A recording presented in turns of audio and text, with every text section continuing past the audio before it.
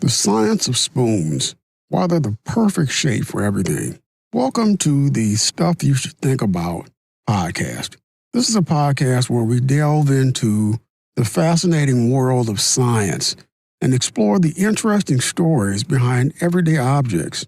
I'm your host, G, and today we're going to talk about something that's been a staple in our kitchens for centuries, the humble spoon.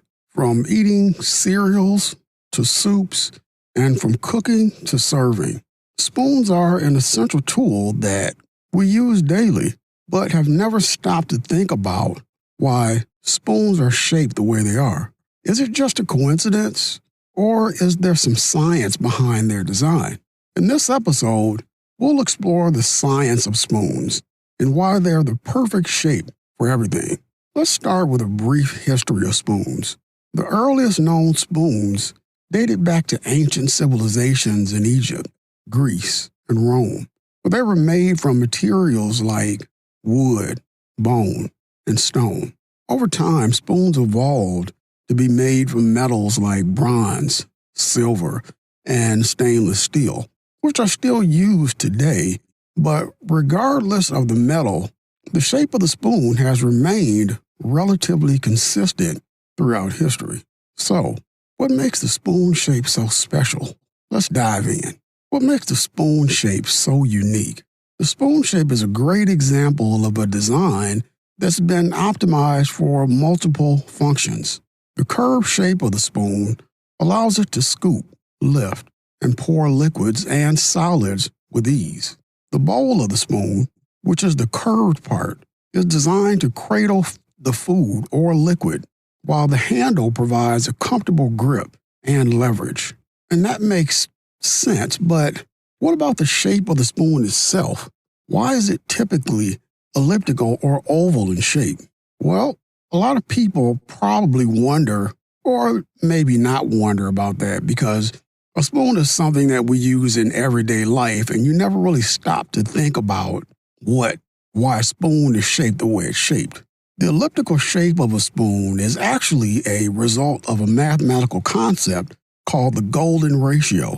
The golden ratio is an irrational number that's approximately equal to 1.618 and is found in many natural patterns, like the arrangement of leaves on a stem or the branching of trees. The elliptical shape of the spoon, which is roughly 1.618 times longer than it is wide, allows it to comfortably fit in the hand and provides a smooth, efficient motion when scooping or pouring, which is really fascinating. So, the shape of the spoon is not just a coincidence, but actually a result of mathematical optimization. But what about other factors, like the material properties of the spoon?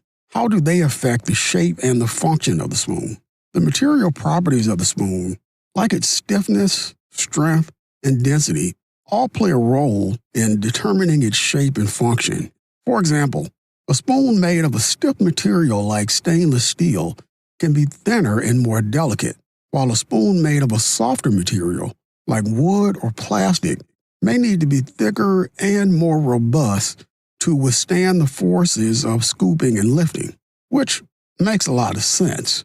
But let's talk about the size of the spoon and why it is the size.